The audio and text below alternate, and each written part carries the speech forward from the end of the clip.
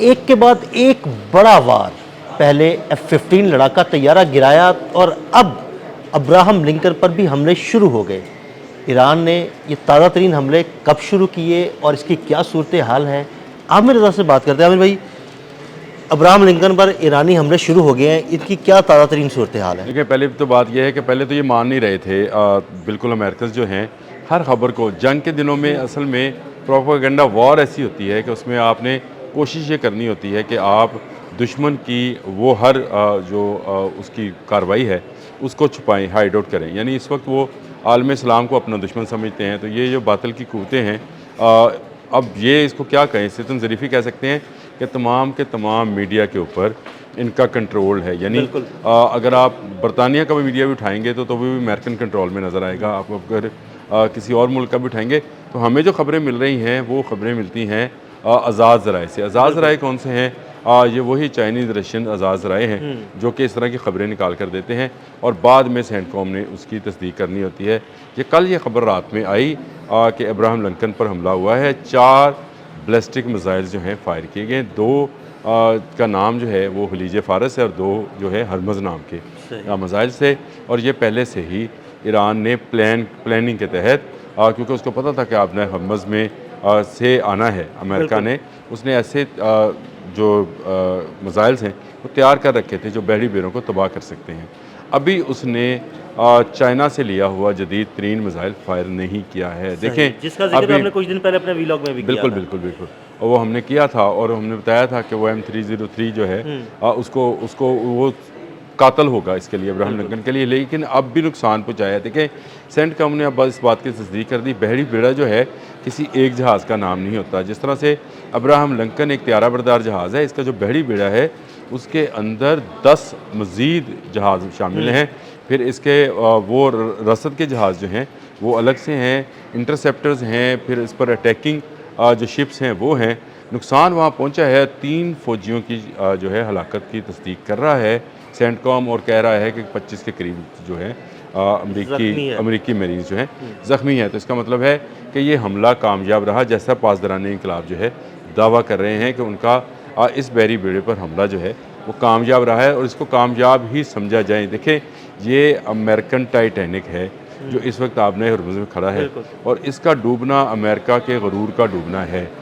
इस बात की तस्दीक देखें, यके बाद दिगरे ऐसी खबरें आ रही हैं जिसमें अमेरिका को नुकसान पहुंच रहा है और अमेरिका के किसी एक मरीन की हलाकत भी जो है वो अमेरिका में जाकर जब उसकी डेड बॉडी जाएगी तो वो डेड बॉडी जाकर क्या रिएक्ट करेगी, ये डोनाल्ड ट्रंप को शायद अभी अंदाज़ा ना हो, क्योंकि उसने एक ऐसी कौम के साथ जंग का आगाज़ किया है जिसने इससे हाथ नहीं माननी है। ये जब डेड बॉडीज़ और ज़ख्मी जो है अमेरिका पहुँचाए जाएंगे तो फिर आपको अंदाज़ा होगा कि अमेरिका के अंदर इसकी क्या सूरत हाल होगी, क्योंकि किसी भी अमेरिकन के जहन में ये नहीं है कि ईरान जो है कोई इतना ताकतवर मुल्क है कि वो उनके फ़ौजियों को जो है मार सकता है। आपको याद है वेनेज़ुएला वाला ऑपरेशन, उसमें तमाम के तमाम 240 जो है वेनेज़ुएलियन गार्ड मारे गए थे। बिल्कुल, एक मरीन भी ज़ख्मी नहीं हुआ था, मरना तो दूर की बात है। इसमें सेंटकॉम कह रहा है कि हाँ हमारे 3 जो हैं फ़ौजी तो वो मर गए हैं। एडमिट किए हैं, तादाद इससे ज़्यादा नहीं, तादाद इसलिए भी ज़्यादा है। मैं आपको उसकी दूसरी मिसाल देता हूँ। ये जब आपके अफ़गानिस्तान के अंदर ये अमेरिकन ऑपरेशन कर रहे थे तो शुरू में इन्होंने कोल्ड स्टोरेज में अपने फ़ौजियों की लाशें रखी। जब वहाँ पर हंगामे शुरू हुए तो फिर इन्होंने तबूत उनके लवाहिकीन के हवाले किए थे और वो उनकी तादाद देखकर अंदाज़ा होता था कि बिल्कुल लाइन्स के अंदर वो तबूत फ़ौजियों के जो हैं वो पड़े हुए थे। इसी तरह से आप मुझे बताएं, जहाँ मनामा में हमला हुआ मिडल ईस्ट के अंदर, जहाँ बहरीन पे हमला हुआ, जहाँ कुवैत में हमला हुआ, जहाँ इज़राइल पर हमला हुआ, जहाँ पर अगर आप सऊदी अरब कतर का नाम भी ले लें उन पर हमले हुए, दुबई में आपके हमला हुआ। आप मुझे बताएं, ये चाहे जितना देर मर्जी इसको कोल्ड स्टोरेज में रखें, आखिरकार तो इन लोगों के लवाहिकीन ने कहना है कि हमारे लोग कहाँ हैं। जब राब्ता नहीं होगा तो वो कहेंगे कि जी हमारे लोग कहाँ हैं। जब ये तबूत वहाँ पहुँचेंगे अमेरिकन झंडों के ऊपर लिपटे हुए, तो फिर आप देखिएगा कि डोनाल्ड ट्रंप जो है उन्होंने अपने इक़्तिदार के तबूत में आखिरी कील ठोंका है।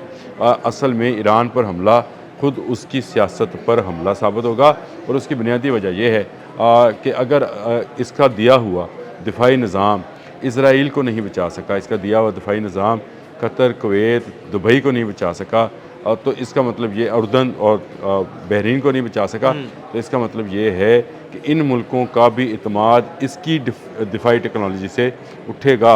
अभी हमने कुछ देर पहले ये ख़बर ब्रेक की थी कि F-15 जो है वो गिरा लिया गया, और अभी जब मैं आपके साथ बात करने के लिए आ रहा था इब्राहिम लिंकन पर, तो एक और ख़बर मेरे सामने से गुजरी, और वो भी एक जहाज़ के गिरने की है, लेकिन वो इसके बाद कर लेते हैं।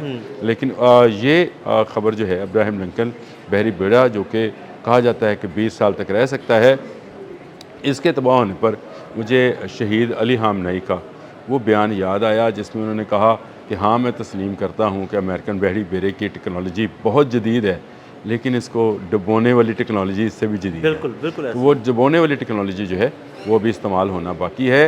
ईरान अपनी तमाम की तमाम कुव्वत को एक ही वक्त में नहीं झोंकेगा। देखें, अभी उसने अपनी आबदोज़ें वक्फों के बाद जो है ना वो अपनी कुव्वत अभी उसने आबदोज़ें नहीं निकाली हैं। ये भी कल उसने क्योंकि एक जहाज़ के ऊपर हमला हुआ है, ये जो चाबहार की बंदरगाह है, बंदरगाह पर हमला हुआ ईरानी जहाज़ पर, उसके जवाब में ये 4 बैलिस्टिक मिसाइल जो हैं छोड़े गए। और ये सिर्फ इस बात का अंदाज़ा करने के लिए थे कि क्या टेक्नोलॉजी जो है उसको किस तरह से इस्तेमाल किया जाए, कि इनके रडार्स और इनके सारे सिस्टम्स और इंटरसेप्टर्स जो हैं उनको किस तरह से जो है एंगेज किया जा सकता है और हमला किया जा सकता है। अभी मैंने एक दिन पहले भी आपसे, बल्कि 2 दिन पहले हमने बात की थी स्वाम अटैक की, तो ये इब्राहिम लिंकन पर जब भी होगा एक स्वाम अटैक होना है और इसने इसको डुबो देना है, और इसका डूबना जो है वो अमेरिकन गरूर के टाइटैनिक का डूबना साबित होगा। और ये मैं समझता हूँ कि ये बहुत बड़ी अचीवमेंट है कि ईरान ने 4 मिसाइल फायर करके और उसकी तस्दीक सेंटकॉम से करा ली, और सेंटकॉम से 3 उनके मरीन्स मारे गए, 20 के करीब जख्मी है। तो एक अच्छा, ये जिस जब मारे गए तो ये क्या गोली से मारे गए थे? ऑब्वियसली अभी ये किस जहाज़ किस जहाज़ को ये हिट हुए हैं या किस जहाज़ को नुकसान पहुंचा है, इसकी इतला आनी है। ये जहाज़ का डूबना कुछ ऐसा नहीं होता, ये इसको अगर नुकसान पहुंचा लिया जाए तो ये समझे कि किसी कार्रवाई के काबिल नहीं रहता। और अगर जो जहाँ तक मुझे मेरा अंदाज़ा है, ईरान के पास ऐसे मिसाइल्स भी हैं जो कि सिर्फ रडार वाले जहाज़ों को ही हिट करते हैं। वो जहाज़ जिनको कहा जाता है कि वो बड़े बहरी बेड़े के आँख कान नाक होते हैं, वो देख सुन और सूंघ कर जो है बता देते हैं कि दुश्मन उनकी तरफ बढ़े है। ईरान ने पहला हमला उसी जहाज़ पर किया है। ये ना अटैकिंग जहाज़ था, ना ये जो इंटरसेप्टर था, ये इनके साथ जो वो बोट्स हैं जिनको समझा जाता है कि वो रडार्स इस्तेमाल करती हैं और जो नीचे से टारगेट वाले होते हैं, उनके बारे में सुनार जिनके अंदर होते हैं, कौन सा मिसाइल आ रहा है, कब आ रहा है, कहाँ जहाज़ है तो उसकी स्पीड क्या है, कौन सी किस्म है, क्रूज़ है या क्या है, ये उसको हिट किया गया है। और अगर ये हिट वही है जिसको मैं समझ रहा हूँ, तो ये फिर अमेरिका का आप इब्राहिम लिंकन डूबा लें। इंशाल्लाह। बहुत शुक्रिया आमिर भाई ने अब्राहम लिंकन पर होने वाले तातरीन हमले की तफसीलात से आपको आगाह किया। अदील अहमद और आमिर रज़ा को इजाज़त दीजिएगा। अल्लाह हाफ़िज़।